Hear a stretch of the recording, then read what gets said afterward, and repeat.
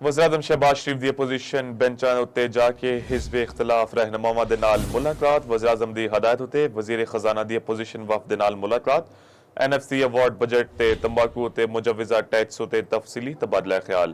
ملاقات دے بعد گفتگو کردے اسد کیسر نے آکھیا سیاسی معاملات اتے گل نہیں ہوئی، ساڈی بھی خواہش ہے میثاق جمہوریت ہووے۔ حکومت پاکستان تحریک انصاف دے وچ ایک بار پھر رابطے بحال ہو گئے نے۔ اسد قیصر دی قیادت وچ اپوزیشن دے وفد دی حکومتی وفد نال اہم ملاقات ہوئی۔ اس ملاقات وچ وفاقی وزیر انجینئر امیر مقام تے وزیر اعظم دے مشیر برائے سیاسی امور رانا ثناء اللہ بھی شریک سن۔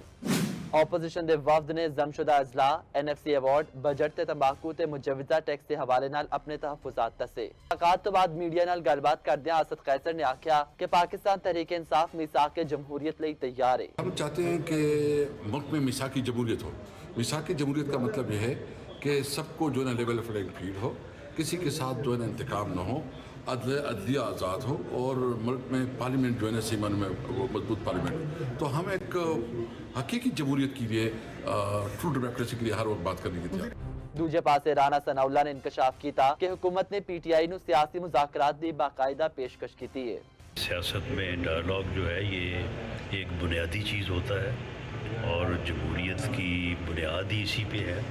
تو جس طرح سے وزیر اعظم میاں شہباز شریف صاحب نے دوبارہ جو ہے وہ ہاؤس میں انہیں یہ آفر کی ہے کہ ہمیں بیٹھ کے بات کرنی چاہیے، ہمیں میثاق استحکام پاکستان کرنا چاہیے، ہمیں جو ہے وہ میثاق استحکام اکانومی کرنا چاہیے، ملک کی بہتری کے لیے جو ہے وہ بیٹھ کے بات کرنی چاہیے۔